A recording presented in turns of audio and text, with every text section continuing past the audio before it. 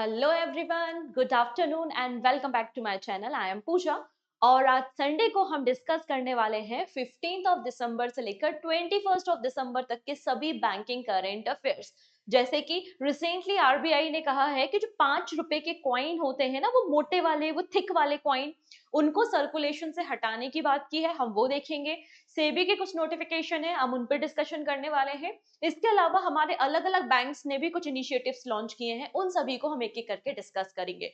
तो पूरे बैंक की जो बैंकिंग अवेयरनेस है, बैंकिंग करंट अफेयर्स है इस हफ्ते की, वो आपको इस वीडियो में मिल जाएगी। तो हमारा टॉपिक ऑफ डिस्कशन है 15 से लेकर 21 ऑफ दिसंबर तक की banking current affairs. I hope आप लोगों ने एसबीआई क्लर्क एग्जामिनेशन का फॉर्म फिल कर दिया होगा और आप लोगों के जो एक्सपेक्टेड मेंस एग्जाम है वो अप्रैल मंथ में होंगे। तो हम सभी को पता है 6 to 7 मंथ के करंट अफेयर्स पढ़ने होते हैं फॉर योर बैंकिंग एग्जामिनेशन। तो ये आपका दिसंबर मंथ है, तो ऑब्वियस सी बात है, वेरी वेरी इंपॉर्टेंट। तो यहाँ पर ये हमारा थर्ड वीक है दिसंबर का। आइए हम एक एक करके सारी बातों को डिस्कस करते हैं। बस एक छोटी सी रिक्वेस्ट तो कर ही सकती हूँ मैं, आप अपने फ्रेंड्स के साथ, जो भी फ्रेंड्स बैंकिंग एग्जाम्स की प्रिपरेशन कर रहे हैं, आरबीआई से भी नाबार्ड की प्रिपरेशन कर रहे हैं, इनफैक्ट वो बच्चे जो एनआईएसईएल के एग्जाम की प्रिपरेशन कर रहे हैं, आप उनके साथ इस लिंक को शेयर कर सकते हैं उनकी प्रिपरेशन को भी बूस्ट करने के लिए। ठीक है, क्योंकि देखो यही क्वेश्चन फिर कई बार आपको ना इंटरव्यू में भी देखने को मिलते हैं। वो आपसे पूछ लेगा कि यहाँ पे जो एसआईपी होता है, एसआईपी को कैंसलेशन करने का जो पीरियड है वो सेबी ने कितना रिड्यूस कर दिया है। तो हमें पता होना चाहिए कि पहले वो 10 डेज था, इसको रिड्यूस करके 2 दिन कर दिया है। इस तरीके के क्वेश्चंस बन जाते हैं। या फिर पेमेंट एग्रीगेटर होने के लिए कितना आपके पास कैपिटल होना चाहिए, कितना प्रॉफिटेबल आप होना चाहिए, तभी हम आपको ऐसा पेमेंट एग्रीगेटर लाइसेंस प्रोवाइड करेंगे। ऐसे क्वेश्चन आप अक्सर इंटरव्यू में भी देखते हैं। तो वो सारी चीजें यहाँ पे कवर हो जाएंगी। ओके है जी।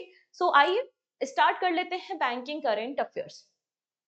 सो पहली न्यूज हमारे पास है, only four entity only 4 entities granted license a year after Reserve Bank of India issued payment aggregator cross border norms। यहाँ पे जब से आरबीआई को लगभग 1 साल हो गया है, आरबीआई ने एप्लीकेशन मांगी थी, अगर कोई भी ऐसी कंपनी है, ऐसी फर्म है जो payment aggregator cross border transaction का लाइसेंस लेना चाहती है, तो वो अप्लाई कर सकती है।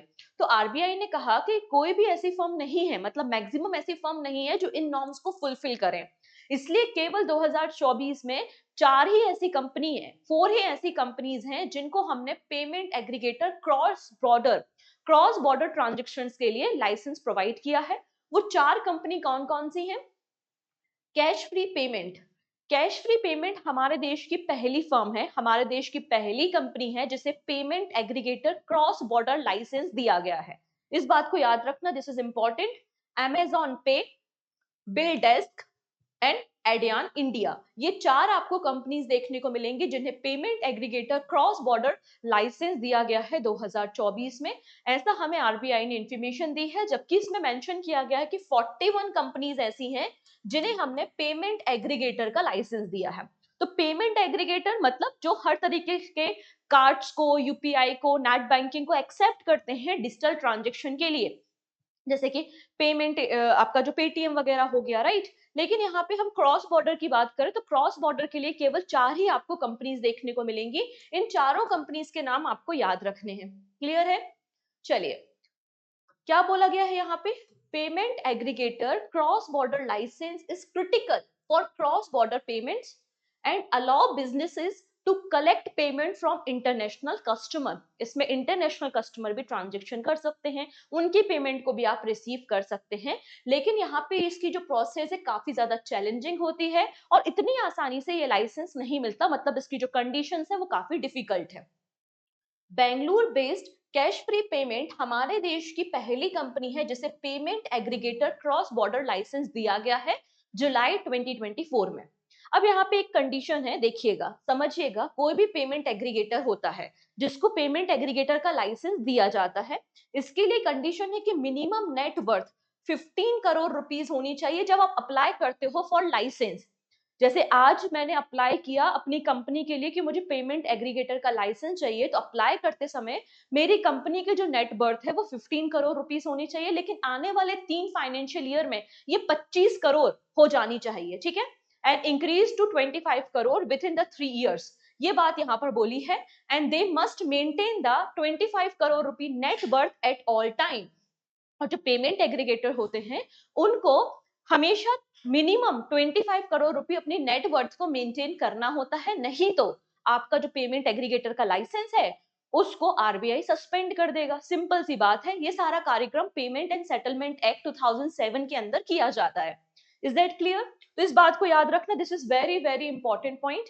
यहाँ पर साफ साफ लिखा है आरबीआई के पुराने नियम क्या थे और आरबीआई के नए रूल क्या है, वो यहाँ पे मेंशन है। Minimum net worth required for non banks के लिए अगर उनको क्रॉस बॉर्डर पेमेंट एग्रीगेटर का लाइसेंस चाहिए है तो इस केस में आपको 15 करोड़ रुपीस आपकी नेटवर्थ होनी चाहिए at the time of applying, जब आप अप्लाई करते हैं। ऐसा रिजर्व बैंक ऑफ इंडिया कहता है। जो एग्जिस्टिंग नॉर्म है आपके payment aggregator cross border non banks के लिए, उसमें कहा है कि मिनिमम नेटवर्थ आपको 25 करोड़ रुपए मेंटेन करनी है बाय द 31 ऑफ मार्च 2026। ठीक है। और जो नया रूल है वो ये कहता है कि आपको 25 करोड़ रुपए नेटवर्थ मेंटेन करनी है आने वाले 3 फाइनेंशियल ईयर में। तो पहले एक डेट डिफाइन थी और अब उसको फाइनेंशियल ईयर 3 कर दिया कि 3 फाइनेंशियल ईयर में आपकी नेटवर्थ 25 करोड़ रुपए होनी चाहिए और आपको 25 करोड़ रुपए नेटवर्थ को मेंटेन करना पड़ेगा अगर आप पेमेंट एग्रीगेटर के लाइसेंस को रखना चाहते हैं। वेरी वेरी इंपॉर्टेंट, आप इसे याद रखेंगे। ठीक है, चलिए next. RBI discontinue specific 5 rupee coin from circulation. आप लोगों ने ऐसे वाले कॉइन्स देखे होंगे ना 5 रुपए के। देखो, दो तरीके के 5 रुपए के कॉइन मार्केट में हैं। ये वाले हैं जो काफी ज्यादा थिक होते हैं, देखा होगा। और एक वो पतले वाले कॉइन जो गोल्डन कलर के हैं, वो भी 5 रुपए के कॉइन आपको मार्केट में देखने को मिलते हैं। तो केवल ये वाले कॉइन्स को सर्कुलेशन से आउट करने की बात आरबीआई ने की है, क्योंकि इसमें जो मेटल इस्तेमाल हो रहा है उसकी वैल्यू इसके फेस वैल्यू से कहीं ज्यादा है। ऐसा थोड़ी ना होता है कि मैंने 1 रुपए का कॉइन बनाया और बनाने में 2 रुपए खर्च हो गए, तो क्या फायदा। 1 रुपए का कॉइन बनाया और बनाने में 2 रुपए खर्च हो गए, तो आपकी जो मटेरियल कॉस्ट है वो ज्यादा है और फेस वैल्यू कम है। तो सिमिलर इस कॉइन के साथ हो रहा था। इसमें इसकी फेस वैल्यू कम थी जबकि इसकी मटेरियल कॉस्ट ज्यादा थी, इसलिए इसको आरबीआई ने सर्कुलेशन से बैन करने की बात की है। The central government and the Reserve Bank of India have jointly made an important decision regarding the 5 rupee coin। और इन्होंने कहा है कि कुछ स्पेसिफिक 5 रुपए के कॉइन है जिनको हम सर्कुलेशन से आउट कर रहे हैं, वो ये वाले कॉइन्स आपको देखने को मिलेंगे। इसका रीजन क्या बताया है, तो इन्होंने 2 इंपॉर्टेंट रीजंस दिए हैं। पहला रीजन है metal value exceeding face value. ठीक है, इसमें क्या कहा जा रहा है कि जो मेटल यूज हो रहा है 5 रुपए के थिक कॉइन को बनाने के लिए उसकी वैल्यू ज्यादा है, जबकि इस कॉइन की जो फेस वैल्यू कम है। ये जो 5 रुपए का थिक वाला कॉइन है इसको फिर मेल्ट करके इसकी ब्लेड्स बनाई जाती हैं। ठीक है, और यहाँ पर एक कॉइन से लगभग 4 से 5 ब्लेड्स बनाई जाती हैं। ठीक है, और एक ब्लेड मार्केट में बिक रही है 2 रुपए की। तो 5 ब्लेड मार्केट में कितने रुपए की बिकेंगी? 10 रुपए की बिकेंगी। और कॉइन कितने का था? 5 रुपए का कॉइन था, 10 रुपए में बिक गया। 5 रुपए का कॉइन था, 10 रुपए में ब्लेड बना के बेच दिया। तो ये क्या बात हुई, इसकी मटेरियल कॉस्ट ज्यादा है जबकि इसकी फेस वैल्यू कम है। यही बात इसमें मेंशन की गई है, इसलिए सर्कुलेशन से आउट किया जा रहा है।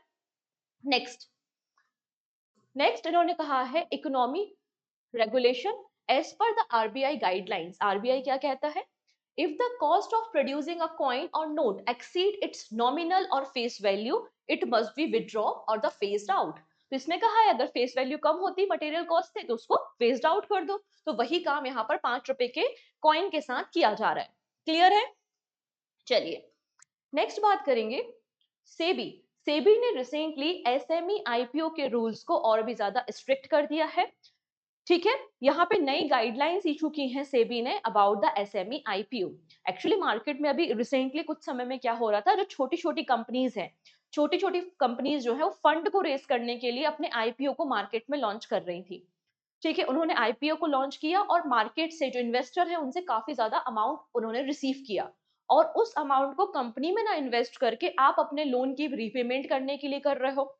या गलत तरीके से उस फंड का इस्तेमाल आप गलत तरीके से उसको चैनलाइज कर रहे हो, अपनी सेल कंपनीज को भेज रहे हो। तो ये सारी कहानियां या ये सारे इंसिडेंट मार्केट में देखे गए। इससे क्या होता है, इससे इन्वेस्टर का ट्रस्ट ब्रेक हो जाता है और मार्केट की इंटीग्रिटी पे भी खतरा होता है। इसलिए सेबी ने गाइडलाइंस इशू की है कि जो आपके एसएमई आईपीओज हैं उसके लिए कुछ रूल्स हैं। क्या क्या रूल्स हैं? तो सबसे पहली बात इसमें लिखा है, to safeguard investor and ensure the financial stability of MSME. तो यहाँ पर एसएमई जो आईपीओज है उसके लिए कुछ रूल्स निकाले हैं। पहला है कि कोई भी कंपनी, कोई एसएमई कंपनी अगर अपने आईपीओ को इशू करती है तो वो प्रॉफिटेबल होना चाहिए। लास्ट 3 इयर्स में मिनिमम 2 साल आपका जो टर्नओवर है वो 1 करोड़ रुपए, मतलब 1 करोड़ आप प्रॉफिट में होना चाहिए। लास्ट 3 इयर्स में से लगभग आपके 2 साल आप 1 करोड़ रुपए के प्रॉफिट में होना चाहिए। अगर आप प्रॉफिटेबल कंपनी है तो ही आप अपने आईपीओ को इशू कर सकते हैं। पहली गाइडलाइंस ये दी है सेबी ने।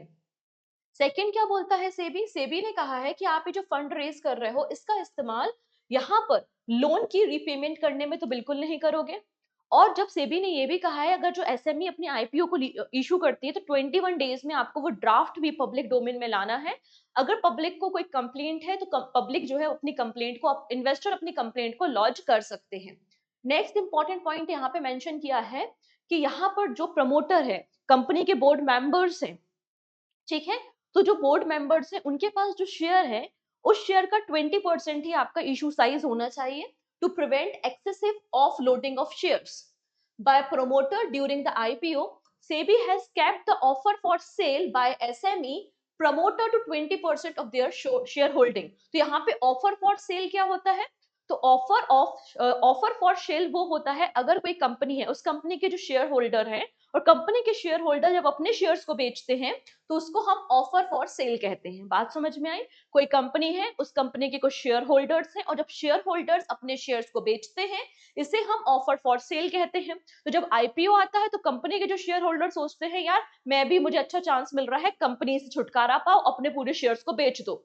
तो ऐसे में भी प्रॉब्लम आ जाती है मार्केट में। तो इसने कहा है कि जो शेयर होल्डर्स होंगे वो 20% से ज्यादा अपनी शेयर होल्डिंग को नहीं बेचेंगे। ये बात भी यहाँ पर मेंशन की है। और कोई इंडिविजुअल है जो शेयर होल्डर नहीं है कंपनी का, कोई भी इंडिविजुअल है जिसके पास पर्टिकुलर कंपनी के कुछ शेयर्स हैं, तो आप अपने शेयर होल्डिंग का 50% से ज्यादा नहीं बेच सकते in the case of IPO. ये सारी बात सेबी ने अपने नॉर्म्स में मेंशन की है। Is that clear? इतनी बातें क्लियर हो रही हैं? आई नो ये थोड़ा सा बैंकिंग टर्मोलॉजी होती है। बहुत सारे बच्चे हैं जो ऐसा नहीं होता कि कॉमर्स बैकग्राउंड से है, इकोनॉमी पढ़ी हो। बहुत सारे बच्चे होते हो जो आप बीए बैकग्राउंड से होते हो या फिर आपने इंजीनियरिंग किया हुआ है, करेक्ट है? तो आई नो, मैं समझ सकती हूँ कि बैंकिंग टर्मिनोलॉजी को समझने में सम टाइम थोड़ी प्रॉब्लम हो सकती है। मगर अगर आपको कोई प्रॉब्लम होती है तो टेलीग्राम की लिंक डिस्क्रिप्शन में है। टेलीग्राम पे आप मुझे पर्सनली मैसेज कर सकते हो कि कोई डाउट है, किसी एक टर्मिनोलॉजी को लेकर है जो हमने यहाँ पर डिस्कस किए हैं उनके बारे में बात कर रहे हैं। रैंडम कोई भी टर्मिनोलॉजी लेकर मत आ जाइएगा, ठीक है? क्योंकि फिर उसके लिए फिर ऐसे तो फिर बहुत मैसेज आना शुरू हो जाएंगे, इसलिए मैं करंट अफेयर्स की बातें कर रही हूँ। इसके अलावा जब आप पूजा जैन क्लासेस एप्लीकेशन पे विजिट करते हो वहां पर एक व्हाट्सअप नंबर भी है, तो व्हाट्सअप नंबर पे भी आप मुझे मैसेज कर सकते हो, ओनली फॉर मैसेज। इसके अलावा बैंकिंग एस्पिरेंट के लिए यहाँ पर एक बैंकिंग करंट अफेयर्स की मैगजीन अवेलेबल है जिसमें नवंबर मंथ के सभी बैंकिंग करंट अफेयर्स को डिटेल में कवर किया गया है। साथ ही साथ 150 एमसीक्यूज भी इसमें आपको देखने को मिलेंगे। आप इस मैगजीन को डाउनलोड कर सकते हैं, इसकी पीडीएफ को डाउनलोड कर सकते हैं, प्रिंट आउट निकाल सकते हैं और केवल 20 रुपीज में ही है ये। कहाँ पर अवेलेबल है? पूजा जैन क्लासेस एप्लीकेशन पे। और ये जो हम अभी करंट अफेयर डिस्कस कर रहे हैं इसकी भी पीडीएफ आपको फ्री ऑफ कॉस्ट मिल जाएगी पूजा जैन क्लासेस एप्लीकेशन पे। क्लियर है? तो जल्दी से एक बार लिंक को शेयर और कर दीजिए, ठीक है? पहली बार जो आ रहे हैं वो बच्चे सभी लोग सब्सक्राइब जरूर कर लेंगे अपने चैनल को, ठीक है? और वीडियो के एंड में एक क्वेश्चन ऑफ द डे है जिसका आंसर सभी लोगों को देना है कमेंट सेक्शन में। क्वेश्चन ऑफ द डे आपकी प्रैक्टिस के लिए होता है, इसलिए ट्राई कीजिए ज्यादा से ज्यादा उसके आंसर करने की। यहां तक मामला ठीक है? चलिए, अब यहाँ पे राज्यसभा में, सॉरी लोकसभा में लोकसभा में पंकज चौधरी जी ने रिटर्न रिप्लाई किया है अबाउट द एलआईसी। इसमें कहा है कि लोग एलआईसी तो लेते हैं लेकिन बहुत सारे ऐसे लोग हैं जिनका क्लेम नहीं करते। जैसे कि कोई पॉलिसी होल्डर है, उसकी पॉलिसी मैच्योर हो चुकी है, या कोई पॉलिसी होल्डर था उनकी डेथ हो चुकी है, तो ऐसे कुछ अमाउंट्स होते हैं, ऐसे कुछ अकाउंट्स होते हैं जो कि क्लेम नहीं किए जाते, अनक्लेम्ड आपको पॉलिसीज देखने को मिलेंगी। उसी के बारे में बात की गई है। LIC unclaimed maturity amount reach 881 crore rupees in FY24। क्या बताया पंकज चौधरी जी ने लोकसभा में?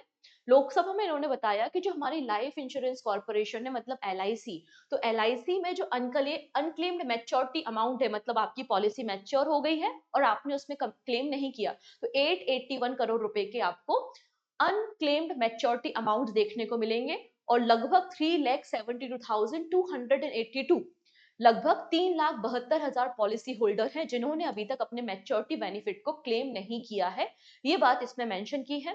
प्रीवियस ईयर मतलब FY23 के बारे में बात हो रही है।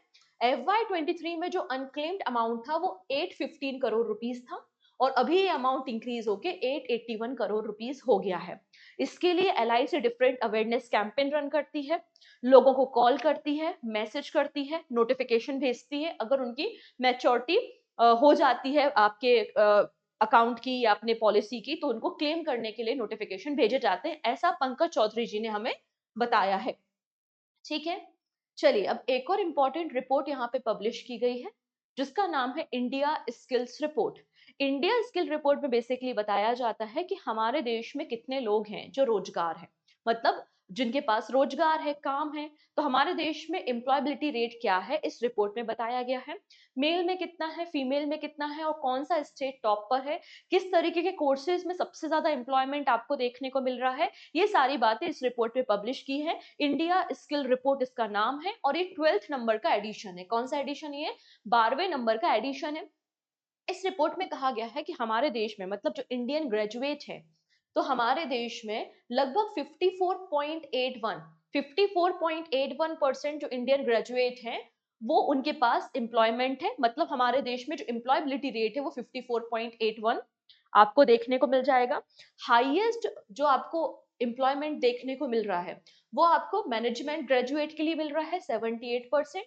मैनेजमेंट ग्रेजुएट के बाद इंजीनियरिंग स्टूडेंट है 71% और फिर है आपका यहाँ पर MCA स्टूडेंट 71%। ठीक है, इसमें मेंशन किया गया है कि हमारे देश में मेल में एम्प्लॉयबिलिटी रेट इंक्रीज हुआ है। ठीक है, कितना इंक्रीज हुआ है आप देख सकते हैं, 51.8% से इंक्रीज होके 53.5% आपको देखने को मिल जाएगा। ये बात यहाँ पर मेंशन की गई है। लेकिन फीमेल में जो एम्प्लॉयमेंट रेट है, वो डिक्लाइन हुआ है, ऐसा इस रिपोर्ट में कहा गया है। पहले 50.9% था, रिड्यूस होके ये 57.5% आपको देखने को मिल रहा है। ठीक है, इसमें यह भी कहा गया है कि लगभग 50% इंडियन ग्रेजुएट जो हैं जिन्होंने ग्रेजुएशन किया है, तो 50% ऐसे इंडियन ग्रेजुएट है जो जिनके पास रोजगार है, एम्प्लॉयमेंट है। अब हम बात करते हैं वो स्टेट जहां पर एम्प्लॉयबिलिटी रेट सबसे ज्यादा है। तो एम्प्लॉयबिलिटी रेट सबसे ज्यादा है महाराष्ट्र में। महाराष्ट्र के बाद आपको देखने को मिल जाएगा दिल्ली और फिर कर्नाटका। महाराष्ट्र में 84% है, दिल्ली में 78% है एंड कर्नाटका में 75% आपको एम्प्लॉयमेंट रेट देखने को मिलेगा। तो जब भी आप याद करो एटलीस्ट टॉप 3 स्टेट्स को आपको याद रखने हैं। ठीक है, इसके अलावा अगर हम बात करते हैं top 3 preferred state for employability for man and women. For man के लिए जो टॉप स्टेट है वो गुजरात, आंध्र प्रदेश और केरला है और फीमेल के लिए आंध्र प्रदेश, केरला और गुजरात है। मतलब वही 3 स्टेट है, बस ऊपर नीचे सीक्वेंस आपको देखने को मिल रहा है। क्लियर है? डन। चलिए नेक्स्ट बात करेंगे। अब यहाँ पे एक और इम्पॉर्टेंट अनाउंसमेंट की गई है। क्या बोला गया है कि हमारे देश में हम बहुत सारे रेलवे लाइंस बिछा रहे हैं, रोड्स का कंस्ट्रक्शन करा रहे हैं, पोर्ट्स का निर्माण करा रहे हैं, तो इसमें इंफ्रास्ट्रक्चर में खर्चा तो आता है ना, इसके लिए हमें खर्चा तो होता ही है। तो ये जो खर्चा है वो लगातार इंक्रीज होते जा रहा है और ऐसा बोला जा रहा है कि 6.5% ऑफ आर GDP आपको देखने को मिल जाएगा। तो infrastructure investment expected to reach 6.5% of the GDP by the 2029। तो 2029 तक हमारा जो इंफ्रास्ट्रक्चर में एक्सपेंडिचर होता है वो हमारे GDP का 6.5% हो जाएगा। ऐसी इंफॉर्मेशन हमको दी है क्योंकि इसमें बोला जा रहा है कि लगातार इंडिया में जो इंफ्रास्ट्रक्चर इन्वेस्टमेंट है उसकी ग्रोथ रेट आपको देखने को मिल रही है 15%। 15% कंपाउंड एनुअल ग्रोथ रेट आपको देखने को मिल रही है और लगातार जो कैपेक्स है मतलब कैपिटल एक्सपेंडिचर है रोड बनाने में, रेलवे में, सिविल एविएशन मिनिस्ट्री में इंक्रीज होता जा रहा है। इसमें कहा गया है कि अभी करेंट सिनेरियो में हमारा जो इंफ्रास्ट्रक्चर इन्वेस्टमेंट है वो 5.3% हमारे GDP का है। अभी 2024 में हम खड़े हुए हैं और 2024 में हमारा जो इंफ्रास्ट्रक्चर इन्वेस्टमेंट है वो हमारे जीडीपी का 5.3% है। इसमें कहा गया है कि ये 6.5% हो जाएगा कब तक, 2029 तक। ये बात यहाँ पर मेंशन की गई है। इतना ही नहीं, इसमें ये भी कहा गया है कि हमारे देश में जो इंफ्रास्ट्रक्चर प्रोजेक्ट्स है, इंफ्रास्ट्रक्चर प्रोजेक्ट्स के लिए हमने जो फंड या जो बजट अलॉटमेंट किया है वो 111 लाख करोड़ रुपीस है, जो कई सारे छोटे छोटे कंट्रीज की ओवरऑल जीडीपी से भी ज्यादा है। ये बात भी यहाँ पर मेंशन की है, मतलब लगातार हम इंफ्रास्ट्रक्चर पे फोकस कर रहे हैं। ठीक है, ये बात मेंशन की गई है। ओके, और इससे क्या फायदा हुआ है, इससे हमारा जो लॉजिस्टिक कॉस्ट है वो रिड्यूस हुआ है। इसमें कहा है इंडिया का एम है कि हमें अपने लॉजिस्टिक कॉस्ट को 9% तक रिड्यूस, 9% ऑफ द जीडीपी लेकर आना है बाय द 2025। ये बात यहाँ पर मेंशन की गई है। क्लियर है? चलिए, अब यहाँ पे वर्ल्ड बैंक ने उत्तर प्रदेश गवर्नमेंट की एक स्कीम है जिसका नाम है यूपी एग्री, इसके लिए फंड अलॉटमेंट किया है। तो इस स्कीम को भी हम देखेंगे और वर्ल्ड बैंक के बारे में भी जानेंगे। सो वर्ल्ड बैंक ने रिसेंटली $325 मिलियन लोन प्रोवाइड किया है यूपी को टू बूस्ट फार्मर इनकम।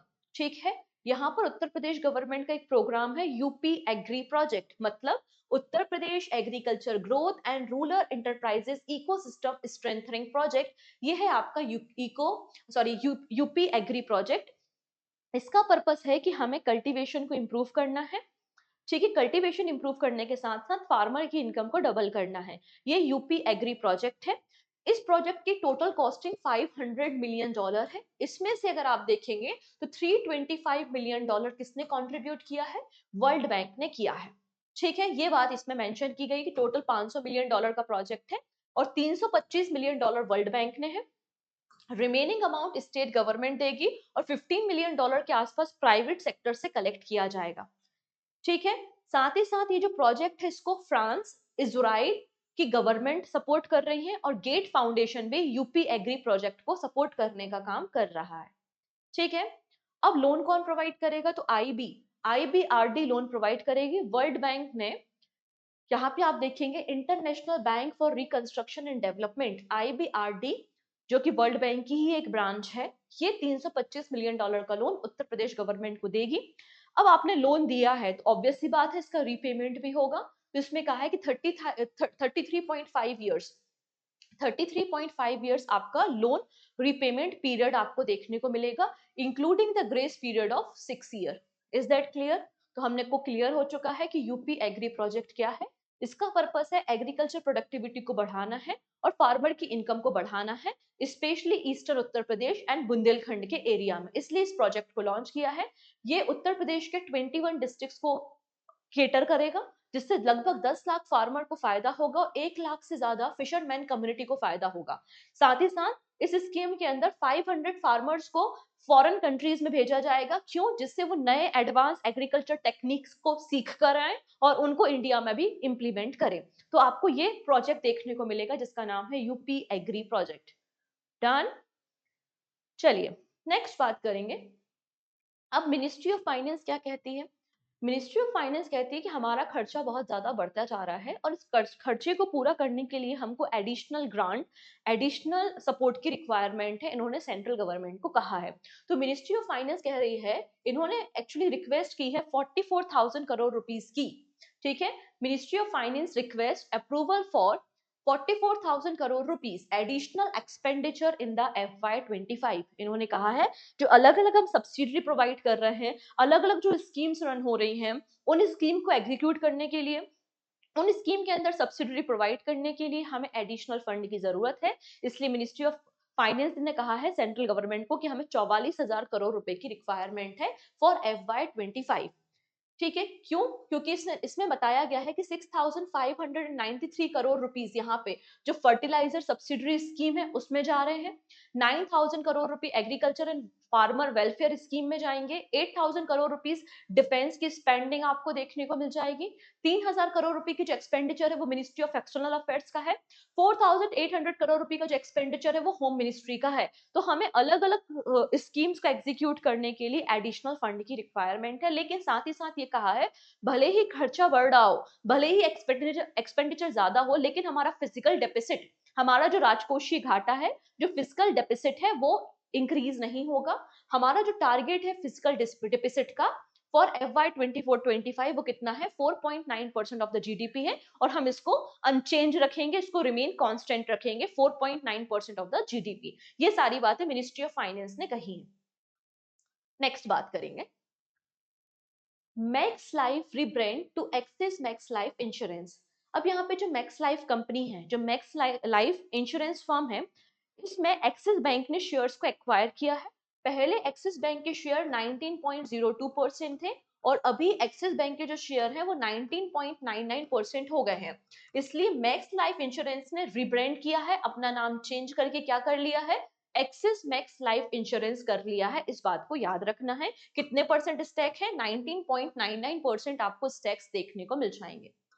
चलिए नेक्स्ट, ठीक है, समझ में आ रहा है सारी चीजें, कोई दिक्कत, बढ़िया चल रहा है, ओके जी। चलो नेक्स्ट बात देखेंगे, LIC launch golden jubilee scholarship scheme 2024 for economically weaker section और इकोनॉमिकली वीकर स्टूडेंट। तो जो EWS कैटेगरी के स्टूडेंट्स हैं, अगर वो फर्दर एजुकेशन लेना चाहते हैं, हायर स्टडी को परस्यू करना चाहते हैं, तो उनके लिए स्कॉलरशिप स्कीम ऑफर कर रहा है LIC, जिसका नाम है गोल्डन जुबली स्कॉलरशिप स्कीम। ठीक है, इसमें कहा है कि वो सभी स्टूडेंट जो क्लास 10th 11th 12th में है, डिप्लोमा में है, और आपके 60% मार्क्स हैं, मतलब ऐसा नहीं है जैसे कि इसके पहले आपके 12th में अगर 2021-22 में, 2022-23 में आप 12th पास आउट हैं, या फिर 2023-24 में आप 12th पास आउट हैं, लेकिन मिनिमम अगर आपके 60% मार्क्स हैं, तो आप यहाँ पे इस स्कॉलरशिप स्कीम के लिए अप्लाई कर सकते हो। ये जो LIC की गोल्डन जुबली स्कॉलरशिप स्कीम है, इसके दो टाइप्स हैं, एक है जनरल स्कॉलरशिप और दूसरा है special scholarship for girl child. तो दो टाइप आपको इस स्कॉलरशिप स्कीम के देखने को मिल जाएंगे। पहली बात करेंगे general scholarship. General scholarship for boys and girls pursuing higher study. अगर कोई भी लड़का है या लड़की है, वो मेडिकल, इंजीनियरिंग में ग्रेजुएशन करना चाहता है या कोई और डिप्लोमा कोर्स करना चाहता है, तो उनको ये स्कॉलरशिप प्रोवाइड की जाएगी। और स्पेशल जो कैटेगरी है, जो स्पेशल स्कॉलरशिप है फॉर द गर्ल चाइल्ड, ये केवल 2 सालों के लिए रहेगी। मतलब कोई लड़की है जो 12th में है और 2 साल का डिप्लोमा कोर्स करना चाहती है, तो उसके लिए स्कॉलरशिप आपको देखने को मिलेगी। मतलब जो special scholarship for the girl child है, वो केवल 2 years के लिए आपको देखने को मिल जाएगा। नाउ बात करते हैं फंड के बारे में। पहले जनरल कैटेगरी, मतलब जो जनरल टाइप है, तो अगर कोई भी स्टूडेंट है जो यहाँ पर मेडिकल फील्ड में एडमिशन लेता है, MBBS करना चाहता है, तो 40,000 रुपीज पर एनम आपको स्कॉलरशिप मिली जाएगी, और 2 इंस्टॉलमेंट में 20,000 एंड 20,000। अगर कोई इंजीनियरिंग कोर्स करना चाहता है, तो 30,000 रुपीज पर एनम प्रोवाइड किया जाएगा 15,000 रुपए के इंस्टॉलमेंट में। अगर कोई और फील्ड में ग्रेजुएशन करना चाहता है, BSc है, BCom है, BBA है, तो उस केस में 20,000 रुपीज पर एनम दिए जाएंगे। अब यहाँ पे जो स्पेशल स्कॉलरशिप है फॉर द गर्ल चाइल्ड, जो कि 2 सालों के लिए है, राइट, ये 2 years के लिए आपको देखने को मिलेगा। इसमें 15,000 रुपीज पर एनम प्रोवाइड किए जाएंगे। डन इतनी चीजें। चलिए नेक्स्ट बात करेंगे, रिसेंटली लॉन्च स्कीम।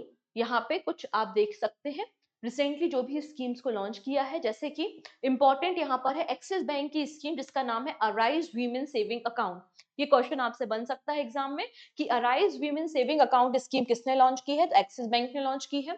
फिर इसके अलावा LIC ने भी एक बहुत ही शानदार स्कीम लॉन्च की है, जिसका नाम है बीमा सखी योजना, और काफी ज्यादा न्यूज में आपको ये देखने को मिल रही है बीमा सखी योजना, और इसको इंप्लीमेंट कौन करेगा, LIC करेगा। आप चाहो तो स्क्रीनशॉट इसका ले सकते हो, ठीक है। चलिए नेक्स्ट है, BOB card unveil a women centric credit card with free health per voucher. तो यहाँ पे बॉब मतलब बैंक ऑफ बड़ौदा ने recently Tiara Tiara credit card को लॉन्च किया है, स्पेशली फॉर वीमेन, जिसमें आपके हेल्थ बेनिफिट और डिफरेंट काइंड ऑफ पर्क्स को भी इंक्लूड किया गया है इसमें। तो BOB limited has introduce the Tiara credit card, premium credit card design for womens, ठीक है। और इसको लॉन्च करने का काम किसने किया है, तो बॉब कार्ड लिमिटेड के MD एंड CEO है, जिनका नाम है रविंद्र राय। और इसके लिए जो ब्रांड एम्बेसडर बनाया गया है, तो ब्रांड एम्बेसडर कैसे बनाया गया है, हमने डिस्कशन किया था, आंसर क्या हो जाएगा, हाँ जी, श्रियंका पाटिल। श्रियंका पाटिल को इसके लिए ब्रांड एम्बेसडर बनाया गया है। इसमें जो महिलाएं हैं जिनके पास एक टियारा क्रेडिट कार्ड होगा उनको कुछ कॉम्प्लीमेंट्री वाउचर्स भी दिए जाएंगे, जिनकी total valuation up to 21,000 rupees की होगी। मिंत्रा, नायका, फ्लिपकार्ट जैसे जो आपके ई कॉमर्स प्लेटफॉर्म है उन पे शॉपिंग की जा सकती है। बीओबी का फॉर्मेशन 1908 में हुआ था, बड़ौदा गुजरात में इसका हेडक्वार्टर है, एंड एमडी एंड सीईओ का नाम है देवदत्त चंद। ठीक है, चलिए अब गवर्नमेंट ने एक स्कीम को लॉन्च किया, this is very very important scheme for upcoming examination. Government ने सीजीएस एनपीएफ स्कीम को लॉन्च किया है to help farmer access post harvest loan. अब यहाँ पे कोई फार्मर है जिसने यहाँ पे क्या किया है, आपका हार्वेस्टिंग कर ली है, गेहूं लगाए थे आपने 10 एकड़ में, 10 एकड़ में गेहूं लगाने के बाद आपने गेहूं को हार्वेस्ट कर लिया है, काट लिया है। अब आप क्या करोगे, अगर आपके पास गोडाउन है, वेयर हाउस है, आपके पास स्टोरेज है, तो आप स्टोर कर लोगे और जब सही दाम आपको मिलेगा उस ग्रेन का तो आप उसको मार्केट में बेच दोगे। लेकिन अगर आपके पास ऐसा कुछ भी नहीं है तो तब तो आपको वो जो ग्रेन्स हैं वो बेचने पड़ेंगे, राइट। तो वैसे ही मैंने आपको एक एग्जांपल दिया था कि रामू है, रामू को अपनी बेटी की शादी करनी है और उसने 100 टन जो उसके पास गेहूं है उसे उसको मार्केट में बेचना है, लेकिन मार्केट में सही दाम नहीं मिल रहा है। अब रामू क्या करे, तो रामू जाएगा एक रजिस्टर वेयर हाउस के पास और उसको कहेगा मेरे पास 100 टन गेहूं है, आप अपने वेयर हाउस में रख लीजिए और बदले में मुझे एक रिसिप्ट दे दीजिए। तो वेयर हाउस बोलेगा ठीक है, मैं आपका ग्रेन रख लेता हूँ और बदले में आपको एक रिसिप्ट देता हूँ। तो रामू ले जाएगा रिसिप्ट एक बैंक के पास, फॉर एग्जाम्पल एसबीआई। एसबीआई के पास रामू जाता है और कहता है देखो मेरे पास 100 टन गेहूं है, वेयर हाउस में रखा है, इसके बदले में आप मुझे लोन दे दो और जब मैं उस ग्रेन को बेचूंगा तो आपका लोन रिपेमेंट कर दूंगा। तो रामू को लोन मिल जाता है, रामू अपनी बेटी की शादी कर लेता है और रामू को जब सही सही मार्केट में रेट मिलते हैं तो अपने ग्रेन को वो बेच देता है और बैंक के लोन को रिपेमेंट कर देता है। तो इस तरीके से पूरा सिस्टम डेवलप किया गया है, इसको हम क्या कहेंगे, ENWR। ठीक है, तो हम इसी वेयर हाउस रिसिप्ट के बारे में बात कर रहे हैं। तो वेयर हाउस रिसिप्ट के बिहाफ में आप यहाँ पे पोस्ट हार्वेस्ट के लिए लोन ले सकते हो। इसके लिए एक स्कीम लॉन्च की है गवर्नमेंट ऑफ इंडिया ने। So government of India has launched a credit guarantee scheme to enable the farmer to access credit from eligible financial institute on harvest crop, ठीक है, deposited in the registered warehouse. इसमें बस आपको ये जो receipt है वो आपको बैंक्स को दिखानी है और उसके बाद आप लोन ले सकते हो। ठीक है, अब इसके लिए इसको पूरा इंप्लीमेंट करने का काम कौन करेगा, तो पूरा इंप्लीमेंटेशन करने का काम union ministry for consumer affairs, food and distribution, public distribution करेगा। तो नोडल मिनिस्ट्री कौन सी है, नोडल मिनिस्ट्री है आपकी consumer affairs, food and public distribution, और जिसके लिए 1,000 करोड़ रुपए का एक कॉर्पस या 1,000 करोड़ रुपए का फंड भी तैयार किया गया है और इस फंड को भी मेंटेन करने का काम कंज्यूमर अफेयर्स मिनिस्ट्री करेगी। ठीक है, इतनी चीजें। इसमें क्या कहा है, जो फार्मर या ट्रेडर हैं वो लोन ले सकते हैं एलिजिबल फाइनेंशियल इंस्टीट्यूट से against the electronic negotiable warehouse receipt, जिसको हमने ENWR कहा था। क्लियर, ये बात कही है। अब लोन कितना मिलेगा, तो एग्रीकल्चर पर्पस के लिए आपको अप टू 75 लाख रुपीस तक का लोन मिल सकता है और नॉन एग्रीकल्चर पर्पस के लिए आपको अप टू 2 करोड़ रुपीस तक का लोन मिल सकता है, जो भी आपके रजिस्टर्ड फाइनेंशियल इंस्टीट्यूट हैं। अब इसमें ये कहा गया है अगर कोई फार्मर, अगर कोई किसान बंधु 3 लाख रुपए तक का लोन लेता है, अप टू 3 लाख रुपीस तक का लोन लेता है, तो उसका 85% अमाउंट गवर्नमेंट ऑफ इंडिया पे करेगी। बस रिमेनिंग आपका जो 15% का अमाउंट है वो फार्मर को पे करना पड़ेगा। लेकिन अगर फार्मर 3 लाख रुपीस से 75 लाख रुपीस तक का लोन लेता है तो इस केस में आपके जो स्मॉल एंड मार्जिनल फार्मर्स हैं, वीमेन्स हैं, शेड्यूल कास्ट, शेड्यूल ट्राइब के फार्मर्स हैं या फिर डिसेबल पर्सन हैं, उनका 80% रिपेमेंट कौन करेगा, गवर्नमेंट करेगी, 20% इनको पे करना पड़ेगा। लेकिन in the case of general borrowers, तो जनरल बोरोवर्स के लिए 75% गवर्नमेंट पे करेगी, रिमेनिंग 25% आपको पे करना पड़ेगा। ये कंडीशंस यहाँ पर मेंशन की गई हैं। तो 15%, 20% और 25% की कंडीशन है, तीनों कंडीशन अलग अलग है, थोड़ा सा ध्यान रखना है। ठीक है, अब इस लोन स्कीम के लिए एलिजिबल कौन है, तो कोई भी small and marginal farmer, schedule caste, schedule tribe का फार्मर, वीमेन हो गई, आपका फिजिकली हैंडीकैप्ड फार्मर्स हो गए या और अदर कैटेगरी के फार्मर, सभी लोग यहाँ पर एलिजिबल हैं और सभी शेड्यूल कमर्शियल बैंक्स यहाँ पे लोन प्रोवाइड करने का काम करेंगे। नेक्स्ट, अब यहाँ पे देखिएगा, यहाँ पर state Bank of India demand कर रहा है लोन की, इसको बहुत बड़ा लोन चाहिए है, वो भी जापानीज येन में। ठीक है। तो State Bank of India join record samurai loan. Samurai loan क्यों कहा है? क्योंकि आप जापान की बैंक से एन में लोन उठा रहे हो, इसलिए इसको समुराय लोन कहा है। ठीक है। तो State Bank of India join record samurai loan search with 30 billion yen debt plan. तो यहाँ पे State Bank of India plan कर रहा है 30 बिलियन एन लोन लेने का। 5 ईयर का ये लोन होगा। और किससे लिया जाएगा ये लोन? ये लोन लिया जाएगा मित्सुबिशी यूएफजे फाइनेंशियल ग्रुप से। और इसके बाद आप देखेंगे एन लोन लेने वाला, एन करेंसी में लोन लेने वाला वन ऑफ द बिगेस्ट बोरोबर कौन बन जाएगा? स्टेट बैंक ऑफ इंडिया बन जाएगा। अब आप जब लोन लोगे तो उस पर इंटरेस्ट रेट भी होगा। इंटरेस्ट क्या होगा? इंटरेस्ट रेट हो गया आपका टोक्यो ओवरनाइट एवरेज रेट। मतलब टोक्यो में, या फिर कह सकते हो कि जो अलग अलग फाइनेंशियल इंस्टीट्यूट हैं जापान में in the terms of an loan लेते हैं, तो उस लोन पे जो आपको इंटरेस्ट लगता है ओवरनाइट के लिए, उस पे 60 बेसिस पॉइंट को एड ऑन कर दीजिए। मान लेते हैं ये 3% है, तो 3% में 60 बेसिस पॉइंट ऐड कर दो तो 3.60% हो जाएगा। तो इतना आपको इंटरेस्ट पे करना पड़ेगा। ठीक है, डन। चलिए नेक्स्ट बात करेंगे। SEBI announced expansion of T+0 settlement cycle for the top 500 stock। अब यहाँ पे सेबी ने क्या कहा है? मास्टर एक सर्कुलर पास किया है और इसने कहा है कि अभी तक हमने कुछ ऐसी कंपनीज है जैसे कि एसबीआई है, ओएनजीसी है, इसके अलावा बजाज ऑटो है, इनको हमने T+0 सेटलमेंट के अंदर शामिल किया। मतलब अभी तक 25 ऐसी सिलेक्टेड कंपनीज हैं जो T+0 सेटलमेंट करती है। मतलब जिस दिन आप ट्रेडिंग कर रहे हो उसी दिन वो अमाउंट आपके अकाउंट में पहुंच रहा है। अब इनका प्लान है कि 500 और कंपनीज को हम इस सेटलमेंट सिस्टम के अंदर लेकर आएंगे। कब तक?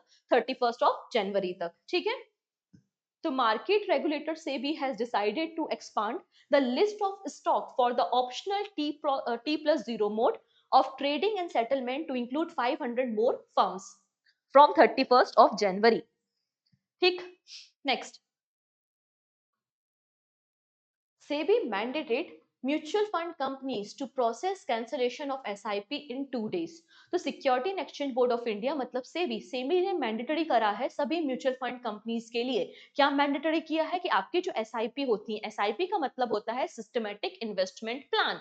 ठीक है। तो आपकी जो एसआईपी है, अगर कोई कस्टमर उस एसआईपी को कैंसिल करना चाहता है तो इस पीरियड को रिड्यूस किया जाएगा। पहले ये पीरियड 10 डेज था, अब इसको रिड्यूस करके 2 डेज किया जा रहा है। 2 डेज में आपको प्रोसेस करनी है जो आपका एसआईपी है उसको कैंसिलेशन करने के लिए। और ये गाइडलाइंस 1 दिसंबर 2024 से इफेक्ट में आ गई हैं, ऐसा सेबी ने कहा है। ठीक है। Next, SEBI ban on future trading on 7 agriculture commodities till January 2025। तो यहाँ पे सेबी जो है वो कम्युनिटी मार्केट को भी रेगुलेट करने का काम करता है। और सेबी ने कहा है जो 7 एग्रीकल्चर कम्युनिटीज हैं जैसे कि सोयाबीन और उसके डेरिवेटिव्स है, क्रूड पाम ऑयल है, व्हीट, राइस, मूंग, चना, मस्टर्ड सीड्स हैं, इनकी फ्यूचर ट्रेडिंग पे जनवरी 2025 तक हम बैन लगाते हैं, स्टॉप करते हैं। रीजन इज दैट कि क्लाइमेट चेंज काफी ज्यादा हो रहा है, प्रोडक्शन उतना ज्यादा नहीं है, मार्केट में अगर डिमांड बढ़ेगी सप्लाई कम होगी तो मार्केट में इन्फ्लेशन आ जाएगा। अगर ऐसे में ट्रेडिंग होने लगी तो और भी ज्यादा इन्फ्लेशन आने के चांसेस हो जाएंगे, इसलिए इसको हम बैन करते हैं कुछ समय के लिए। ऐसा नहीं है कि पहली बार सेबी ने ऐसा कुछ कहा है, सबसे पहली बार दिसंबर 2021 में सेबी ने बैन किया था फ्यूचर ट्रेडिंग ये 7 एग्रीकल्चर कमोडिटीज के लिए। फिर एक साल के लिए इसको एक्सटेंड किया 2022 में, फिर एक साल के लिए एक्सटेंड किया 2023 में। तो इस तरीके से ये फर्दर जनवरी 2025 तक के लिए आपको एक्सटेंडेड देखने को मिल रहा है। रीजन मैं बता चुकी हूँ, यहाँ पे आप पढ़ सकते हैं कि क्या क्या रीजन है क्यों यहाँ पे जो ट्रेडिंग है फ्यूचर ट्रेडिंग 7 एग्रीकल्चर कमोडिटी पे सेबी ने बैन किया हुआ है। ठीक है, आप इनको पढ़ भी सकते हैं। अब हमारे देश में ना 3 इंपॉर्टेंट कमोडिटीज मार्केट है जहां पे कमोडिटीज की ट्रेडिंग की जाती है, व्हीट, गोल्ड, सिल्वर, इन सब की ट्रेडिंग की जाती है। कौन कौन से है वो मार्केट? तो 3 आपको देखने को मिल जाएंगे। पहला है multi commodity exchange of India. ये हमारे देश का पहला कमोडिटी मार्केट है, मुंबई में इसका हेडक्वार्टर है और 2003 में इसका फॉर्मेशन हुआ था। सेकेंड है national commodity and derivative exchange, इसका फॉर्मेशन भी 2003 में हुआ था, मुंबई में इसका भी हेडक्वार्टर है। And Indian commodity exchange limited, इसका हेडक्वार्टर भी मुंबई में है और इसका फॉर्मेशन 2015 में किया गया था। क्लियर है? चलिए, अभी न्यूज खत्म नहीं हुई है, अभी और भी न्यूज है। जैसे कि देखिए Indian commercial bank write off 12.3 lakh crore rupees in loan between the 2014-15 to 23-24 financial year, according to the government data presented in the parliament. तो पार्लियामेंट में गवर्नमेंट ऑफ इंडिया ने डेटा को प्रेजेंट किया और उसमें कहा कि लास्ट 10 इयर्स में, पिछले 10 सालों में हमारे जो पब्लिक सेक्टर बैंक्स हैं, उन पब्लिक सेक्टर बैंक्स ने 12.3 लाख करोड़ रुपीस का जो लोन है उसको माफ कर दिया है, राइट ऑफ कर दिया है, माफ कर दिया है। तो पूछा जा रहा है, क्या पूछा जा रहा है, which bank had the highest loan right of during the 10 year period. तो वो कौन सा पब्लिक सेक्टर बैंक है जिसने सबसे ज्यादा लोन को माफ करने का काम किया है? आंसर हो जाएगा स्टेट बैंक ऑफ इंडिया, मतलब हमारा प्यारा एसबीआई। ऑप्शन नंबर सी बिल्कुल करेक्ट हो जाएगा। ठीक है, तो हमारे जो इंडियन कमर्शियल बैंक्स हैं, इन्होंने 12.3 लाख करोड़ रुपीस के लोन्स को पिछले 10 सालों में, मतलब 2014-15 से 23-24 के बीच में राइट ऑफ किया है, माफ करने का काम किया है। और सबसे ज्यादा जो अमाउंट राइट ऑफ किया है वो किसने किया है? SBI, state Bank of India ने किया है। इसके अलावा इसमें यह भी मेंशन किया है कि पब्लिक सेक्टर बैंक्स ने 6.5 लाख करोड़ रुपीस को राइट ऑफ किया है इन द लास्ट 5 ईयर। तो 10 सालों में 12.3 लाख करोड़ रुपीस है और 5 सालों में 6.5 लाख करोड़ रुपीस है। ठीक है, स्टेट बैंक ऑफ इंडिया यहाँ पे टॉप पर है। स्टेट बैंक ऑफ इंडिया ने 10 ईयर के पीरियड में 2 लाख करोड़ रुपए राइट ऑफ किए हैं। स्टेट बैंक ऑफ इंडिया के बाद Punjab national bank, and Punjab national bank ने, आप देखेंगे, 94,000 करोड़ रुपीस को राइट ऑफ करने का काम किया है। ठीक है, इसके अलावा आप चाहो तो टॉप 3 बैंक याद रख सकते हो, SBI, Punjab national bank and union bank of India. ठीक है, नेक्स्ट, अब अगर हम बात करते हैं ग्रॉस नॉन परफॉर्मिंग असेट या फिर एनपीए के बारे में, तो हमारे पब्लिक सेक्टर बैंक्स का जो एनपीए है वो 3,16,331 करोड़ रुपीस आपको देखने को मिल जाएगा। ये बात यहाँ पर मेंशन की है। अब एक और चीज यहाँ पे बताई गई है कि फर्स्ट हाफ, अभी आपका ये क्या चल रहा है, फाइनेंशियल ईयर आपको देखने को मिल रहा है 25, मतलब 2024 से 2025 तक, राइट। जो फर्स्ट हाफ कंप्लीट हो चुका है। ठीक है, तो फर्स्ट हाफ में हमारे जो पब्लिक सेक्टर बैंक है उनको नेट प्रॉफिट कितना हुआ है, इस डेटा को भी पब्लिश किया गया है। तो बताया गया कि हमारे जो पब्लिक सेक्टर बैंक्स हैं उनको नेट प्रॉफिट 85,520 करोड़ रुपीस का हुआ है फर्स्ट हाफ में। फर्स्ट हाफ में हमारे जो बैंक्स हैं, पब्लिक सेक्टर बैंक्स, उनको 85,000 करोड़ रुपए का नेट प्रॉफिट हुआ है। ये बात यहाँ पर मेंशन की गई है। क्लियर है इतनी चीजें? और हमारा जो नेट प्रॉफिट है उसमें 26% की ग्रोथ आपको देखने को मिल रही है। कितने परसेंट की ग्रोथ है? 26% की ग्रोथ है। इतना ही नहीं, यहाँ पर ये जानकारी भी दी गई कि हमारे पब्लिक सेक्टर बैंक्स के पास जो ग्रॉस एनपीए है, जो नॉन परफॉर्मिंग असेट्स है, वो भी डिक्लाइन हो रहा है, जो कि एक अच्छी बात है। तो हमारा जो एनपीए है वो 3.12% डिक्लाइन आपको देखने को मिल जाएगा। ठीक है, डन। ये बात यहाँ पर मेंशन की है। अगर हम इसी रफ्तार से चलते रहे, अगर हम इसी स्पीड से चलते रहे, तो ये वाला जो फाइनेंशियल ईयर है, जब कंप्लीट होगा मार्च में, मार्च 2025 में हमारा फाइनेंशियल ईयर खत्म हो जाएगा और 1 अप्रैल से नया फाइनेंशियल ईयर स्टार्ट होगा।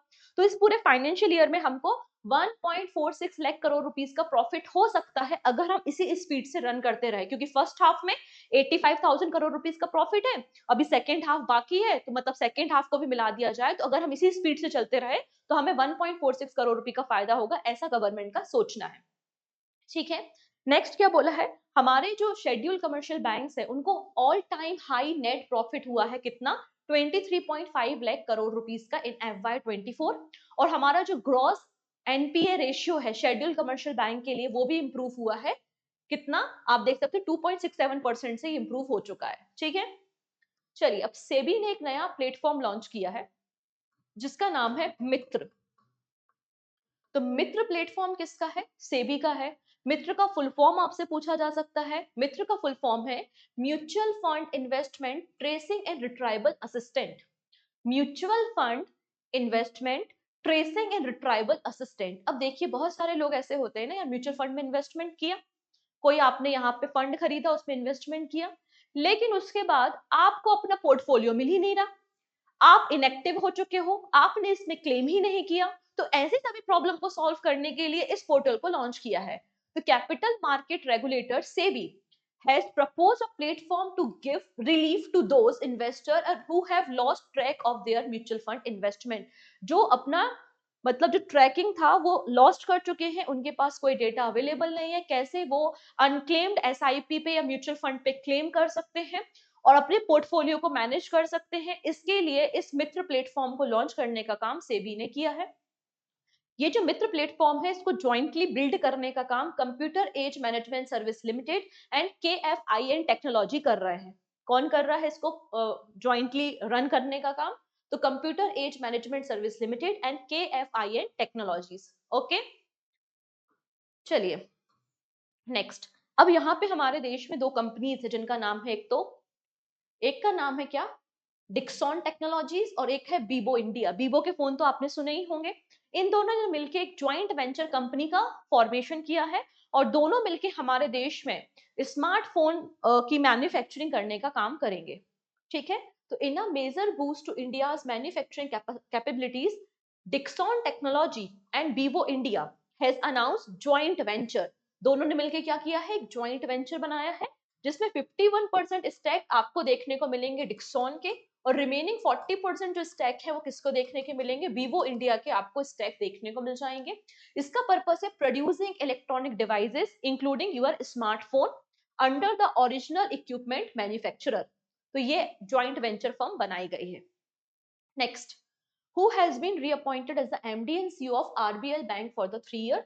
आरबीएल बैंक का 3 सालों के लिए एमडी और सीईओ किसे बनाया है, तो हमें पता है आर सुब्रमण्य कुमार को बनाया है, पहले भी यही थे और इनकी रीअपॉइंटमेंट की गई है, ऑप्शन नंबर बी। ठीक है, ऑप्शन नंबर बी कब तक के लिए, तो जून 2025 तक के लिए। Who has been appointed as the executive director of Yash bank in December 2024? Yash bank के एग्जीक्यूटिव डायरेक्टर मनीष जैन को बनाया गया है, ऑप्शन नंबर बी बिल्कुल करेक्ट हो जाएगा। यश बैंक का फॉर्मेशन 2004 में मुंबई महाराष्ट्र में हुआ था एंड एमडी एंड सीईओ आपको प्रशांत कुमार देखने को मिलेंगे। अब यहाँ पे एक छोटी सी लिस्ट है, आप चाहो तो स्क्रीनशॉट ले सकते हो। ये वो सभी पर्सन है जो रिसेंटली किसी फाइनेंशियल बॉडी में अपॉइंट हुए हैं, जिसमें सबसे इंपॉर्टेंट आपको 2-3 नाम देखने को मिल रहे हैं। जैसे कि पहला नाम आपको याद रखना है, मसातो कांडा ऑफ जापान। मसातो कांडा जो है वो 11th नंबर के प्रेसिडेंट बने हैं एशियन डेवलपमेंट बैंक के। संजय मल्होत्रा 26 नंबर के गवर्नर बन चुके हैं आरबीआई के। ठीक है, इसके अलावा NSDL national security depository limited के एमडी एंड सीईओ कौन बने हैं, तो आंसर हो जाएगा विजय चंदौक बने हैं। ये कुछ नाम आपको नहीं भूलने चाहिए। ठीक है, चलिए नेक्स्ट।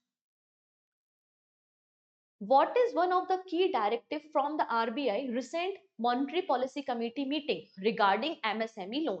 तो MSME लोन के रिगार्डिंग रिसेंटली आरबीआई ने क्या गाइडलाइंस पब्लिश की है, तो इसमें कहा है अगर कोई एमएसएमई कंपनी है और एमएसएमई किसी एनबीएफसी से या किसी बैंक से लोन लेती है और लोन्स को वो फोर क्लोजर चाहती है, मतलब एक साथ पूरा लमसम अमाउंट आपकी जो ड्यू डेट है उसके पहले ही कंप्लीट करना चाहती है, तो उस पर आप कोई एडिशनल चार्जेस नहीं लगाएंगे। Okay, the banks and NBFC cannot levy foreclosure charges or the prepayment penalty on the MSME। ये बात यहाँ पर मेंशन की गई है, option number B is the right answer. ठीक है, इतनी चीजें। चलिए नेक्स्ट। अब इसमें देखिए INDRA, इंद्रा, इंद्रा की यहाँ पे जो फॉरकास्टिंग की है इसका मतलब है इंडियन रेटिंग एंड रिसर्च। इनके अकॉर्डिंगली FY26 में भारत की जीडीपी कितनी रहेगी, 6.6% इन्होंने फॉरकास्ट की है। नेक्स्ट है इनक्रेड। इनक्रेड हमारे देश की एक कंपनी है जिसका फॉर्मेशन 2016 में मुंबई में हुआ था एंड भूपेंद्र सिंह इसके सीईओ हैं। इसके बहुत जल्दी आईपीओ आने वाले हैं। Okay, InCred finance plan 5000 crore rupees initial public offering by the Diwali 2025। तो दिवाली 2025 तक 5000 करोड़ रुपए के आईपीओ को लॉन्च कौन करेगा, इनक्रेड फाइनेंस करेगा, जिसके फॉर्मर या आपको सीईओ पता होने चाहिए, भूपेंद्र सिंह। नेक्स्ट है आरबीआई ने रिसेंटली जेब्रॉन फाइनेंस का रजिस्ट्रेशन कैंसिल कर दिया है due to the non compliance. मतलब आरबीआई की जो गाइडलाइंस है आप उनको ब्रीच कर रहे हो, आप यहाँ पे प्रॉपर्ली आरबीआई की गाइडलाइंस के अकॉर्डिंगली काम नहीं कर पा रहे हो, इसलिए आरबीआई ने under the section 45(1)(a) of the RBI act Zebron finance के रजिस्ट्रेशन को कैंसिल करने का काम किया है। क्लियर है? ठीक है, चलिए अब मैंने आप लोगों को सिखाया है व्हाइट लेबल एटीएम, इसके अलावा पिंक लेबल एटीएम, ये सभी मैंने आपको सिखाए हैं। ब्राउन लेबल एटीएम क्या होता है? एक छोटा सा क्वेश्चन है, अगर आपको शेयर ट्रांजेक्शन्स के लिए एटीएम का इस्तेमाल करना है तो आप कौन सा एटीएम यूज करेंगे, येलो, ऑरेंज, ग्रीन या फिर पिंक? ठीक है, तो पिंक तो होगा नहीं, फीमेल वाला है, ये मैटर यहाँ पे खत्म हो जाता है। बाकी 3 में से आप कौन सा एटीएम यूज़ करेंगे शेयर ट्रांज़ैक्शन करने के लिए? सही आंसर आप मुझे कमेंट सेक्शन में बताना। ये भी बताना कैसी लगी आपको आज की इन्फॉर्मेशन, आज की क्लास एंड मोर अपडेट के लिए बने रहिए हमारे साथ। हम इस तरीके की और बैंकिंग अवेयरनेस आपके साथ शेयर करते रहेंगे आपके एग्ज़ाम तक और बहुत जल्दी दिसंबर मंथ की बैंकिंग मैगज़ीन को भी मैं लॉन्च कर दूँगी जिससे आने वाले एसबीआई एग्ज़ाम में आपको फ़ायदा हो। तो जल्दी से एक बार लिंक को शेयर कर देना, पहली बार आए हो तो सब्सक्राइब कर लेना। ओके है जी? एंड हाँ, इस क्वेश्चन का आंसर कमेंट सेक्शन में देना है। Take care and bye bye.